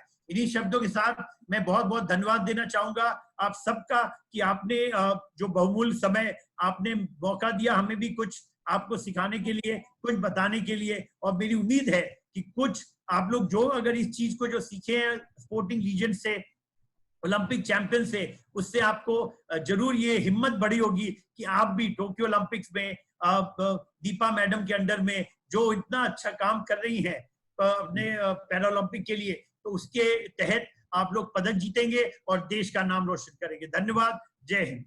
Thank you Sanjeeva sir, what an inspirational. कितनी बार तो गूज बम्स आए, कितनी बार आंखों में आंसू आए, कितनी बार अपनी जर्नी याद आई। और बहुत बहुत थैंक यू, बिकॉज जो भी मंत्रा हर एक ओलंपियन के आपने यहाँ पे शेयर किए, पर एक निवेदन करूंगी सर, एज पैरालंपिक फ्रेटर्निटी, एक स्लाइड देवेंद्र झाझरिया के नाम जरूर जोड़िएगा। बिल्कुल, बिल्कुल। 2 बार ओलंपिक मेडल, पैरालंपिक मेडल लेना, भारत में पैरालंपिक की पहचान की शुरुआत करना और गवर्नमेंट से रिकग्निशन दिलाना, वो सब देवेंद्र झाझरिया के मेडल से हुआ। 2005 में जब 2004 को वो लौटे, राजेंद्र रहेलू ने भी उधर ब्रॉन्ज लिया था। और बहुत इंस्पिरेशनल है पैरा स्पोर्ट्स के लिए कि वो 12 साल के अंतराल में वापस आए और एक बार फिर नए रिकॉर्ड, वर्ल्ड रिकॉर्ड के साथ उन्होंने फिर से पैरालंपिक का गोल्ड लिया। तो अपनी एक स्लाइड में सर हमारे खेलों को भी जोड़िएगा जरूर। बिल्कुल, आप हमें उनका दे दे, डिटेल्स दे, हम जरूर जोड़ेंगे, क्योंकि ऐसे और बहुत इंस्पिरेशनल स्टोरीज। जी सर। और ये मैं कहना चाहूंगी कि सर जब भी मेडल आया है हिंदुस्तान का, तो पहला गोल्ड शायद अगर माना जाए ओलंपिक पैरालंपिक को एक इक्वल स्टेटस पे, तो वो पैरालंपिक से आया है। और सुशांकर पेट पे जो हमारे स्विमिंग का, तो हमारा शायद 1968 में ही आ गया था। तो बहुत स्ट्रॉन्ग हिस्ट्री और नंबर ऑफ मेडल्स हमारे ज्यादा है। तो और सर अगर हम उस लेजेंड की बात कर रहे हैं, आपके कैन डू और विल डू एटीट्यूड हम आपके बच्चों से, आपके पैरा आंचल से देखा कि उन्होंने इतनी हिम्मत करके राकेश खिलाड़ी निकला। तो हम आप लोग को दाद देना चाहेंगे, आप लोग को बधाई देना चाहेंगे कि आप। और सर अगर हम उस पैरालंपियन लेजेंड की बात कर ही रहे हैं, देवेंद्र झाझरिया की, तो उनके कोच और शुरुआती दिनों में मेरे कोच, हमारी दुनिया के आदरणीय द्रोणाचार्य अवार्डी रिपुदमन सिंह सर हमारे साथ इस ये सर, अरे वाह सर, ये तो बिल्कुल नया लुक है। आपकी अनम्यूटेड है सर, आपकी आवाज। हम भी यहीं हनुमानगढ़। हाँ सर, बिल्कुल, बहुत बहुत वेलकम सर, और आपका स्वागत है। आपने भी हमारे साथ ये जर्नी सुनी, आपने खुद बहुत सारे ट्रेनर्स को ट्रेन किया है, संजीवा सर की बातें भी सुनी है, और आप हमारे भी गुरु रहे हैं और देवेंद्र झाझरिया के भी गुरु रहे हैं। तो कहीं ना कहीं पैरालंपिक में जो मेडल आए हैं उनमें आपका बहुत सहयोग रहा है किसी ना किसी वक्त हमारी जिंदगी में, और लगातार शायद ट्रेनिंग शुरुआती दिनों में करी सर, लेकिन मोटिवेशन और एक गुरु की गाइडेंस, एक पिता के समान आप आज तक हमें गाइड करते रहते हैं। तो आपसे 2 शब्द मैं सुनना चाहूंगी, और कैसा लगा आपको ये सेशन हमारे संजीवा सर से, जो खुद भी द्रोणाचार्य अवार्डी हैं। तो 2 शब्द आपकी तरफ से हम सब के लिए। सर मेरी ओर से सबको नमस्कार। लेकिन ये मुझे बहुत अच्छा लगा। मैं सर से और आपसे ये भी निवेदन करूंगा कि ऐसे जो खिलाड़ी जिनकी जीवनियों के बारे में बताया है, अगर इनके ऊपर छोटी बुक्स बन जाएं और हमारे जो खिलाड़ियों को पढ़ने के लिए मिल जाएं। मैंने कुछ एक लाइब्रेरी में देखा था, काफी पुरानी किताब जैसे ध्यानचंद जी और इनके ऊपर थी, उनको पढ़ के बड़ा कुछ बच्चों को मिलता था। और आज जो बताया है तो मैं इससे बड़ा प्रभावित हुआ हूँ, और मैं ये रिक्वेस्ट करूँ कि ऐसे लोगों की जीवनियाँ हमें किसी बुक के रूप में मिल जाएं तो बहुत अच्छा रहे। और दीपा जी जो आप कर रहे हैं ये बहुत सराहनीय है, और ये इसमें हमारा पैरा बहुत आगे जाएगा। थैंक यू सर, बहुत बहुत धन्यवाद आज हमसे जुड़ने के लिए।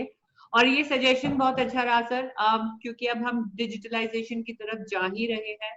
तो जैसे ही आपने सजेशन दिया, तो मुझे एक ख्याल जो मुझे मन में आ रहा है, मैं उसकी पॉसिबिलिटी जरूर चेकआउट करूंगी कि हम अपने वेबसाइट पे कुछ ऐसी इंस्पिरेशनल किताबों का लिंक हम दे दें, ताकि जब भी एक लाइब्रेरी लिंक शायद हम उसमें डाल सकते हैं, जब हमारे पैरा एथलीट्स उधर जाएं तो लिंक्स पे क्लिक करके ई बुक्स या तो डाउनलोड कर सकते हैं या उन्हें ऑनलाइन पढ़ सकते हैं। ये बहुत अच्छी बात आपने कही। संजीवा सर, कुलदीप सर भी यहाँ पे प्रेजेंट हैं, और पैरा आर्चरी के रिगार्डिंग एक क्वेश्चन आया है संजीवा सर की सुदेश ठाकुर जी ने पूछा है गोवा से कि स्टेट एसोसिएशन जो पैरा आर्चरी की है वो बहुत कुछ करना चाहती है, वो आगे बढ़ना चाहती है, लेकिन जब से ये मर्जिंग हुई है from para into the able body, तो उनको इंफॉर्मेशन नहीं मिलती हैं कॉम्पिटिशन्स के बारे में, एक कम्युनिकेशन का उसमें लैग है।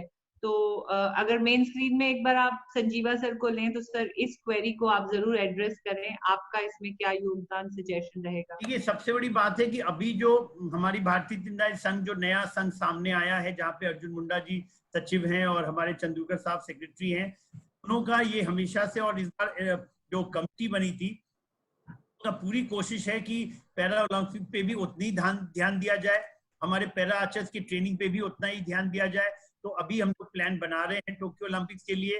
मेरे ख्याल से जो अपनी एग्जीक्यूटिव कमिटी है, जो हमारा, उन लोग इस चीज पे ध्यान दे रहे हैं, उन लोग सरकार से बात कर रहे हैं। तो अब आने वाले समय में ये पूरा प्लान है ओलंपिक तक का, वो सब चीज को आपके सामने आएगा। चंदूकर साहब और मुंडा साहब जी जरूर लेके आएंगे और आपको ये जो दिक्कतें हैं वो दिक्कतों का सामना नहीं करना पड़ेगा।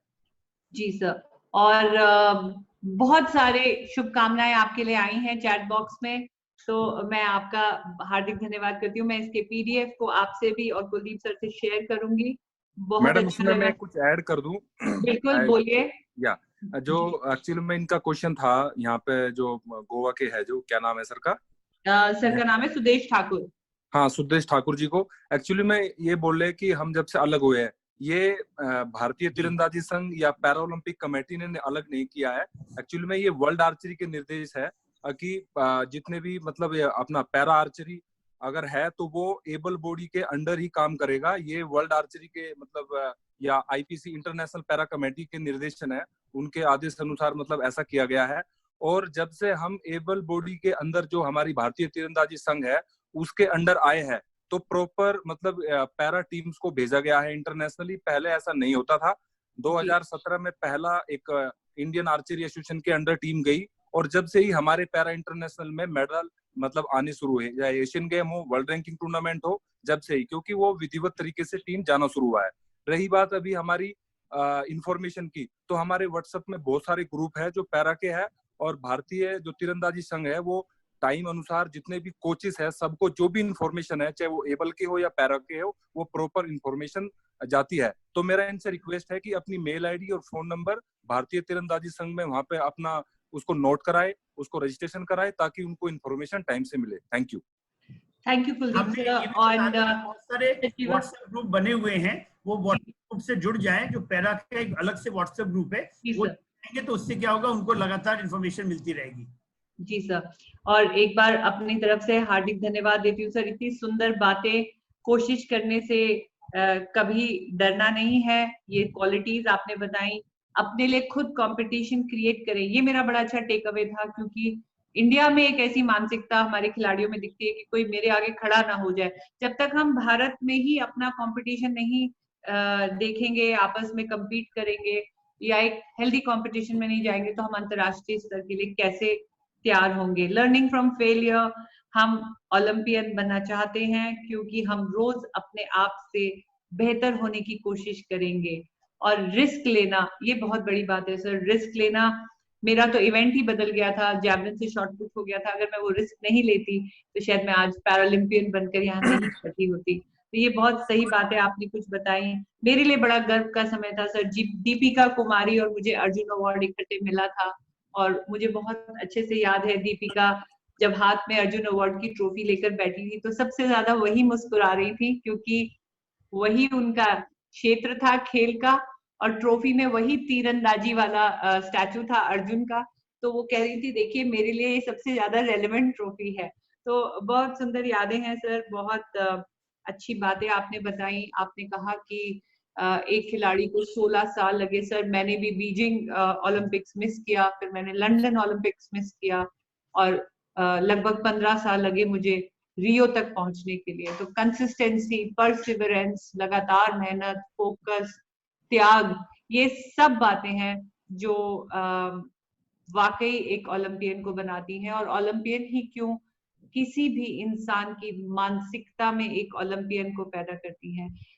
टाटा के साथ आप जुड़े हुए हैं, मेरा भी एक जुड़ाव है टाटा के साथ मिलकर। मैंने टाटा सफारी चलाकर high altitude, highest motorable road पे मैंने एक रिकॉर्ड बनाया था। तो वहां पे भी मुझे उस बात की भी याद आई कि ये एक ऐसा कॉर्पोरेट सेक्टर है जो बहुत लोगों की मदद करता है, और मेरे ख्याल से अरुणिमा सिन्हा को भी टाटा इंस्टीट्यूट में ही, माउंटेनियरिंग इंस्टीट्यूट में ट्रेनिंग मिली थी।